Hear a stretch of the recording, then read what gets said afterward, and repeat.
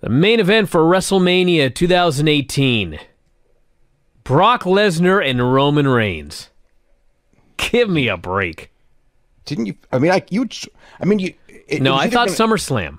Yeah. I actually thought SummerSlam too. I did not think that they were going to try to hold it off another year. Because here's the thing.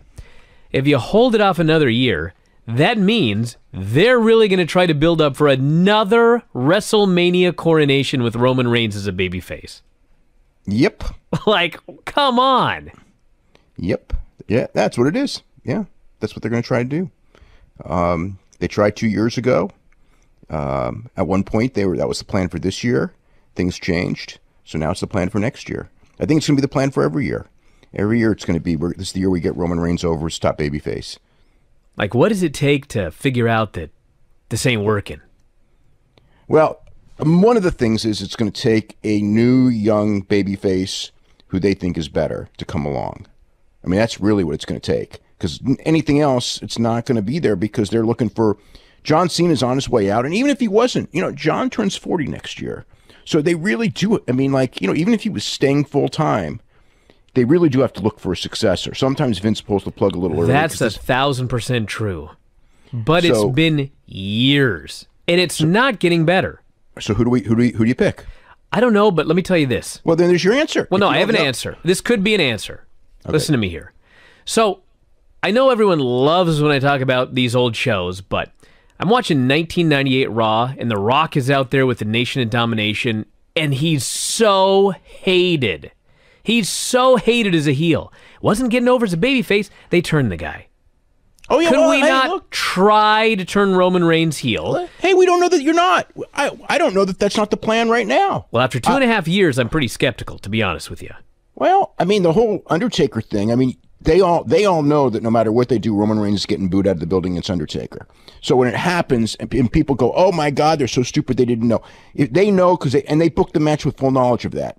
Now, does that mean that they're going to turn Roman Reigns heel? I don't know the answer. I only know the destination and the plan, for the long term. How they get there in the short term, I don't know that they know, and I haven't asked. I mean, I just know the destinations. Like I said, all I know is the only thing they have left is a heel turn. They've got to try.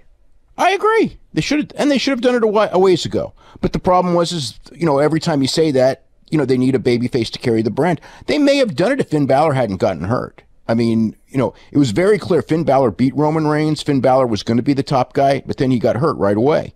So, I think that, and I don't know that they were going to turn Roman Reigns, but I saw the idea that they were going to build to a Finn Balor Roman Reigns program with Finn Balor being cheered in the program. That was very clear that they were going to at least do that. So, it's the key is they still need a babyface to carry the brand. And of course they could switch people. They could bring AJ Styles over as a babyface because the people want to cheer him anyway. And they could use AJ Styles on that brand. But then if you got AJ and Roman Reigns on the same brand, then what do you do on the other brand? Because you want to keep things, I don't want to say balanced because SmackDown never really got it balanced. Let's send Nakamura there, for example, we can talk about here in a second. Yeah, Nakamura. Yeah, well, that's true. That's true. And I mean, hey, look, maybe Nakamura's the guy. I mean, Nakamura's got all the charisma in the world. I don't know what they think of him in that role. We'll find out real quick, and we'll see how he gets over real quick. But maybe he's the guy. The problem with Nakamura, unfortunately, is that he's close to 40 and he can't do 20-minute promos. And I'm more worried about the the age than the promos and he's beat up. So, I mean, the whole thing is that, he may be a great attraction, but if you're talking about the replacement for John Cena, Nakamura really isn't the guy. He's just not. One other thing I wanted to mention is when we're talking about Roman Reigns and a heel turn, part of me thinks that they should just turn Roman Reigns heel so their hands are tied and they're forced to just create a new babyface. Well, they're not going to do that until they come up with a guy. And, and there may be, maybe they'll go with Finn Balor. I don't really know. They won't go with Sami Zayn. They will go with Randy Orton. They'll go with Randy Orton, but you need two of them. They could go with AJ Styles on one brand and Randy Orton on the other. With John Cena can. Who knows exactly what they would do with John Cena, and he'll probably be a lot more limited in the next year anyway, because he's getting more and more acting gigs. But I mean, yeah, they could do it, and they should do it without a doubt. They should do it. They should have done it. Realistically, they should have done it 2 years ago, but because then they'd be past the situation, and we'll see. I mean, there's no lock that by turning him heel, he'll get over better as a babyface down the line, but I would try it because. The course that they have been going on the last 2 years has been difficult. But, here's the thing. In their minds, at least what they say outwardly, it has not been a failure because their belief is that it's still the minority that boo him and that his merchandise does very well. I mean, and it does. It does well. It doesn't do Cena level well, but no one else does either. And his does as well as anyone else. And the other thing is that, at the house shows, it's a mix. It isn't Cena when Cena was really hot. Because when Cena was really hot, he was getting cheered, by 90% at the house shows or more. And, when he would get booed on TV most of the time and booed at pay-per-views almost all the time. With Roman Reigns, he gets booed on TVs virtually all the time, pay-per-views all the time. And, at house shows, it's a mixed reaction. It depends on the market. Some places, it can be 30% for him. Some places it can be 85% for him.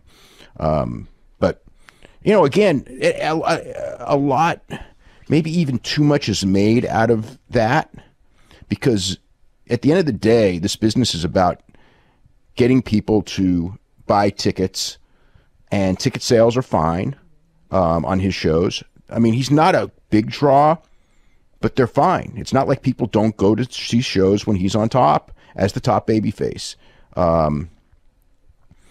It's not like he adds either, but no one else does either. So at the end of the day, I mean, sometimes I think way too much is made of that. I mean, I watched, at certain points, Tanahashi get booed as a top babyface in Japan, and Okada get booed as a top babyface in Japan, and their business grew. So does it really matter at the end of the line? And I mean, that's the whole thing that from their perspective, that's what they look at.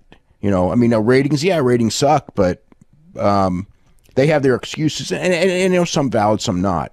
But they're more and more, kind of like when it comes to ratings, it's like, well, we don't consider ratings strongly because they're going down, and they'll do the whole YouTube thing and all that. And there's, there may be something to that, and there may not. Who knows? And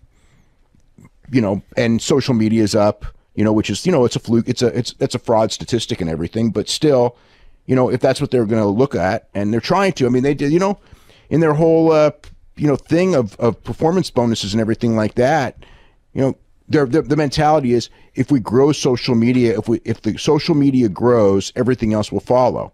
Now, you and I both know that's perhaps bullshit, but if that's their mentality and it's growing, then they're going to feel that it's working. And you can see the company when they get defensive on everything. It's like, well, revenue's up, and it is. So how could we be doing stuff wrong? So, part of it is just like, hey, it's working, so don't worry about it. And if people boo him, so what? I mean, you hear John Layfield the other night. Well, and this is now, granted, this is complete bullshit. But John Layfield's thing is that, what happened, if you have to have an underdog. And I mean, his whole thing with Daniel Bryan was an underdog, and he was getting cheered like crazy because he was an underdog, and we planned it that way, and blah, blah, blah, and it paid off at WrestleMania. But after WrestleMania, when he was champion, well, now he's champion, and he's got the hot wife, and so the people weren't going to be with him anymore. And it's like, I don't know that that's the case, and we'll never know if that's the case, because the reality is he got hurt first. But, John Layfield very often is the voice of the voice of the company. And so their mentality is, well, the only reason, Daniel Bryan didn't get booed was because he got hurt first, but he was about to get booed because he was no longer an underdog, and he was going to be the establishment company champion, and the people would then boo him. I don't know that that's true. I actually think it's not true, but I'm just telling you how they think, because you can see how they think.